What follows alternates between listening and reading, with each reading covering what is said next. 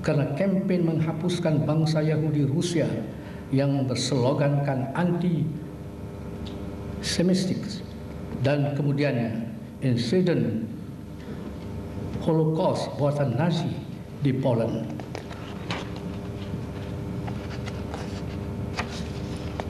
Umat Eropa terperangkap dengan mainan psikologi Zionis supaya dosa mereka ditebus dan Yahudi dibela dengan apa cara sekalipun. Kelemahan kerajaan Osmaniyah yang memerintah Palestina di antara tahun 1516-1917 turut memudahkan laluan kejayaan proyek Yahudi Zionis di Palestina. Motif utama perancangan Barat untuk membina idea negara benteng atau buffer state di tengah-tengah dunia Islam adalah untuk memisahkan perpaduan orang-orang Islam di sebelah Asia dengan Afrika. Kewujudan pertubuhan Yahudi antara bangsa melalui persidangan pertama yang diadakan di Basel, Switzerland pada 27 dan 29 Agustus 1897 yang diketuai oleh Theodor Herzl telah membuka era aktiviti politik Zionis, mengasas dan menyusun perancangan untuk penubuhan kerajaan Yahudi di bumi Palestina.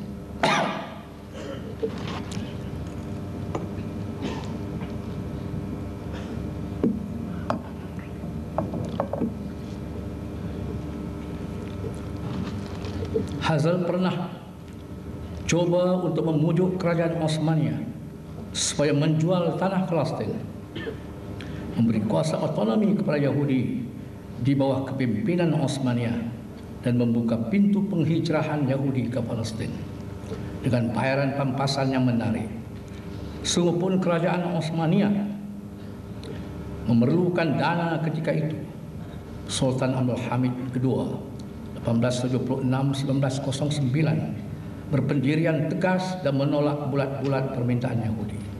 Baginda menjawab cadangan Herzl dengan katanya, "Aku menasihatkan engkau supaya tidak lagi mengemukakan permintaan itu selama-lamanya. Aku tidak boleh menjual walau seinci pun tanah negara ini, karena tanah tersebut bukan kepunyaanku, tetapi kepunyaan rakyatku." Palestina terus diasah dengan berbagai tindakan jahat pihak Barat yang membantu Zionis Israel, termasuk pertama perundingan dengan Syarif Hussein bin Ali, Amir Hijaz, sekarang Saudi Arabia, untuk menentang kerajaan Osmaniyah dengan janji kemerdekaan. Dua, perundingan dengan Perancis mengenai kedudukan masa depan Iraq dan negeri Syam. Tiga, perundingan dengan pertubuhan Zionis antara bangsa tentang masa depan Palestina. Hasil perjanjian Balfour, Menteri Luar Britain pada 2 November 1917, Inggris telah memberi jaminan untuk mewujudkan tanah hak bangsa Yahudi di Palestina. Pihak Inggris terus menyempurnakan penjajahan mereka ke atas selatan dan tengah Palestina pada bulan Desember 1917. Mereka juga menduduki Quds secara rasmi pada 9 Desember 1917. Dan pada bulan September 1918 telah menduduki utara Palestina. Kemudian pada September hingga Oktober mereka menguasai di sebelah timur Syria dan Lebanon. Semenjak itu Inggris menggunakan kuasa untuk memolakan perancangannya menjadikan tanah Palestina milik Yahudi secara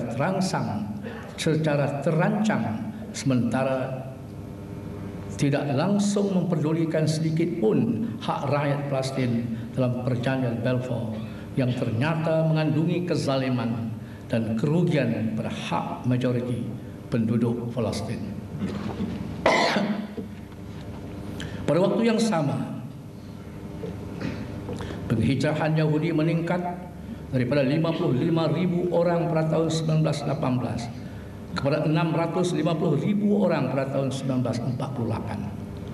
Sementara itu, Inggris bertindak melucutkan hak bersenjata rakyat Palestina, tetapi membekalkan senjata kepada Yahudi secara rahsia dan membentuk pasukan bersenjata.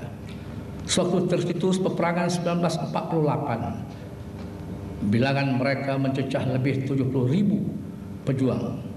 Bilangan ini melebihi 3 kali ganda daripada 7 pakatan tentera negara-negara Arab yang turut serta dalam peperangan 1948. Rakyat Palestin menanggung kesusahan dalam 6 bulan pertama dengan bantuan yang terhad daripada para sukarelawan. Di antara tragedi yang menyedihkan rakyat Palestin ialah senjata-senjata sukarelawan, termasuk 250 orang Bosnia yang semata-mata berjihad mempertahankan bumi Palestin, dirampas oleh tentera Pakatan Arab. Palestin pernah terjadi insiden yang menyayat hati, di mana senjata-senjata lama yang digunakan sukarelawan meletup, menyebabkan kecederaan berlaku pada tubuh badan mereka sendiri.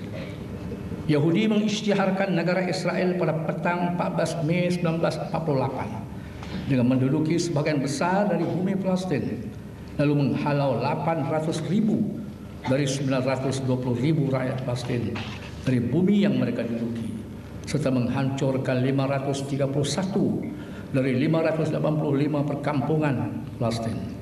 Peristiwa kekejaman di Deir Yassin tetap akan menghantui dhamir manusia yang waras. Manakala rakyat Palestin pula mengisytiharkan pembentukan kerajaan umum Palestin di persidangan Gaza pada bulan Oktober 1948. Namun demikian, para penguasa negara Arab yang memiliki tentera di bumi Palestin tidak mengizinkan perjalanan pentadbirannya. Bahkan Haji Amin Al-Husaini, seorang tokoh pimpinan gerakan kebangsaan Palestin, dipaksa untuk keluar dari Gaza di bawah ancaman angkatan bersenjata Mesir. Sekali lagi, rakyat Palestin kecewa dengan perbuatan khianat kerajaan-kerajaan Arab sendiri. Tahun-tahun seterusnya, yakni pasca kemerdekaan yang menyaksikan negara-negara Arab Islam yang merdeka cenderung ke arah mengikut sistem politik Barat dalam pemerintahan mereka, sama ada bercorak liberalisme atau sosialisme, sementara konsep nasionalisme jelas mempengaruhi pimpinan negara-negara Arab dengan mengkesampingkan konsep dan tuntutan wahdatul ummah atau kesatuan ummah. Contohnya, segala pengharapan kepada pimpinan Jamal Abdel Nasser gagal ketika gagalnya kesatuan Mesir Syria dan terutamanya kekalahan teruk mereka dalam perang 1967 dengan terlepasnya Semenanjung Sinai dan Bukit Golan serta tebing barat kepada Yahudi.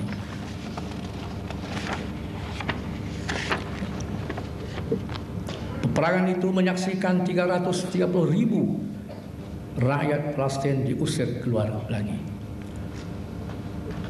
Saudara-saudara dan saudari-saudari sekalian, kegagalan Pakatan Negara-Negara Arab membuka pemikiran baru pada rakyat Palestin dan tidak lagi terlalu bergantung harap pada bantuan luar, tetapi perlu berusaha dengan kekuatan sendiri. Terdapat juga ketika itu negara Arab yang cuba menghalang dan membatasi perjuangan rakyat Palestin justru untuk menyelamatkan dan mengukuhkan rejim mereka. Dalam menghadapi perjuangan rakyat Palestin dan konflik dengan Yahudi, negara-negara Arab biasanya menggubal dua jenis dasar bagi menjamin keselamatan pemerintahan mereka dari serang balas rejim Zionis. Yang pertama, tidak membenarkan operasi ketenteraan dan gerila di sempadan atau dalam negara mereka khasnya yang berhampiran dengan Israel. Dan kedua, membenarkan operasi ketenteraan di sempadan atau dalam negara mereka sebagai satu cara untuk meraih keuntungan politik dan untuk mengelakkan pergolakan politik dalaman.